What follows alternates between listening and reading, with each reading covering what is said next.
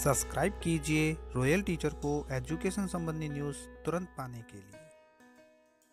जी हाँ साथियों, जो की बड़ी खबर की बात करें शिक्षा विभाग की खबरों की, तो शिक्षा विभाग में तबादले मार्च के बाद होंगे। जी हाँ दोस्तों, आपने सही सुना है। शिक्षा मंत्री मदन दिलावर ने ये बात कही है कि शिक्षा विभाग में भी तबादले होंगे और ये तबादले मार्च के बाद यानी एग्जाम के बाद होंगे। शिक्षक है वो निश्चिंत रहें, तबादले जरूर होंगे। दूसरी और बड़ी खबर की बात करेंगे शिक्षा विभाग से संबंधित ही, अगर बच्चे फेल हुए तो शिक्षकों पर होगी कार्रवाई। ये भी बात कही है शिक्षा मंत्री मदन जी दिलावर ने।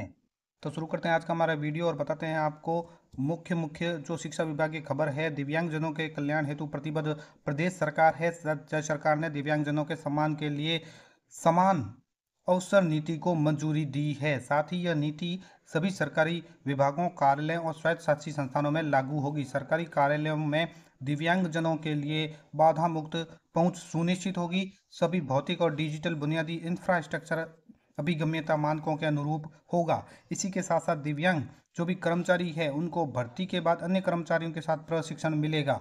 दिव्यांगजनों को रोटेशनल स्थानांतरण से मुक्त रखा जाएगा। स्थानांतरण या पदोन्नति पर दिव्यांग कर्मचारियों को की वरीयताओं को प्राथमिकता भी मिलेगी। इसके अलावा हर संस्थान में दिव्यांगजनों के लिए शिकायत निवारण अधिकारी की नियुक्ति भी होगी।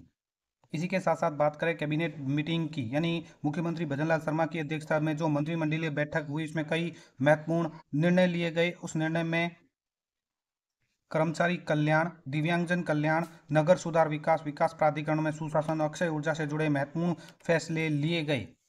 इसी मीटिंग में बताया गया कि राज्य सरकार के सभी कार्यालयों में लागू होगी दिव्यांगजन के लिए समान अवसर नीति। और इसके अलावा ग्रेजुएटी का लाभ अब 1 जनवरी 2024 से होगा दे। डॉक्टर प्रेमचंद बैरवा ने बताया कि राज्य बजट वर्ष 2025-26 की घोषणा को पूरा करते हुए अब राज्य सरकार के कर्मचारियों को केंद्र सरकार के अनुरूप ही 1 जनवरी से बढ़ी हुई ग्रेजुएटी का लाभ दे होगा। इस संबंध में राजस्थान सिविल सेवा पेंशन नियम 1996 में संशोधन की पूर्व में जारी अधिसूचना अब दिनांक 1 जनवरी 2024 से प्रभावी मानी जाएगी। मंत्रिमंडल के इस निर्णय से जनवरी 2024 से मार्च 2024 के बीच में जो भी सेवानिवृत्त हुए हैं कर्मचारी, तो वो कर्मचारी भी इससे लाभान्वित होंगे और राजकोष पर 24 करोड़ रुपए का अतिरिक्त भार भी इससे आएगा। उल्लेखनीय है कि राज्य सरकार ने पूर्व में ही केंद्र सरकार के अनुरूप रिटायर्ड ग्रेजुएटी अथवा डेथ ग्रेजुएटी की अधिकतम सीमा 20 लाख से बढ़ाकर 25 लाख रुपए कर दी है।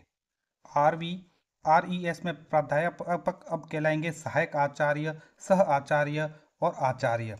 डॉक्टर बेरवा ने कहा है कि राजस्थान स्वेच्छा ग्रामीण सेवा नियम 2010 के अंतर्गत जो भी नियुक्त शिक्षकों के पदनाम प्राध्यापक के स्थान पर अब सहायक आचार्य, सह आचार्य एवं आचार्य होंगे। इस निर्णय से राजस्थान स्वेच्छा ग्रामीण सेवा शिक्षा सेवा में शिक्षकों के पदनाम UGC रेगुलेशन 2010 एवं समान सेवा राजस्थान शिक्षा सेवा महाविद्यालय शाखा के अनुरूप हो जाएंगे। उन्होंने कहा कि वर्ष 2007 में समाप्त हो चुके जनशक्ति एवं गजेटियर विभाग से जुड़े राजस्थान जिला गजेटियर सेवा नियम 1980 को विलोपित करने का भी निर्णय आज किया गया है। बात करें इसी से जुड़ी एक और बड़ी खबर की। शिक्षा मंत्री मदन दिलावर का नागौर में बड़ा बयान सामने आया है कि अगर विद्यार्थी 80 में से 40 अंक भी नहीं लाए तो मास्टर साहब को फेल कर देगी सरकार।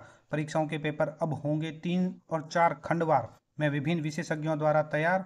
पेपर आउट व नकल माफिया पर लगेगा अंकुश। बोर्ड रिजल्ट में रीटोटलिंग के बाद अब रीचेकिंग की व्यवस्था होगी लागू।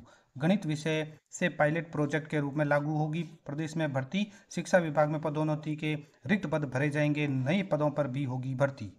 बात करें अगली और बड़ी खबर की, जो तबादलों को लेकर है कि मार्च के बाद शिक्षकों के होंगे तबादले।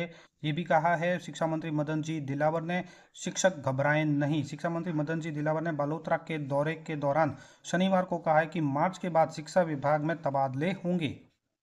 ज्ञातव्य है कि राज्य सरकार द्वारा अन्य विभागों में तबादले खोलने और लेकिन शिक्षा विभाग में तबादलों पर रोक जारी रखने के निर्णय से शिक्षक संगठन नाराज है और वे सरकार के विरोध में उतर आए हैं। दिलावर ने कहा है कि शिक्षक घबराए नहीं, हम 15 मार्च के बाद मुख्यमंत्री से अनुमति लेकर तबादले करेंगे। पत्रकारों से सवालों के जवाब में शिक्षा मंत्री ने कहा कि राजस्थान में चुनावी प्रक्रिया की वजह से तबादलों में देरी हुई है। चुनाव के बाद अर्धवार्षिक परीक्षाएं आ गई, अब विधानसभा में चलने वाली है, उसके बाद बोर्ड परीक्षाएं शुरू होने वाली है। ऐसे में शिक्षकों के तबादलों के लिए अनुकूल समय नहीं था। परीक्षाओं के चलते शिक्षकों का तबादला करना सही नहीं होगा। इस वजह से शिक्षा विभाग को तबादलों से दूर रखा गया है। जब परीक्षाएं पूरी हो जाएगी उस वक्त नीति के माध्यम से तबादले किए जाएंगे। दिलावर ने यह भी कहा है कि दौरे के दौरान जसोल धाम में माता रानी भटियानी के दर्शन किए और वहीं पर पत्रकारों से ये बातचीत की। तो दोस्तों ये थी आज की बड़ी खबर। उम्मीद है दोस्तों ये वीडियो आपको पसंद आई होगी। वीडियो पसंद आए तो जरूर लाइक शेयर सब्सक्राइब कीजिए। पास में आने वाले घंटी के बटन को जरूर दबाएं एजुकेशन संबंधी न्यूज़ तुरंत पाने के लिए।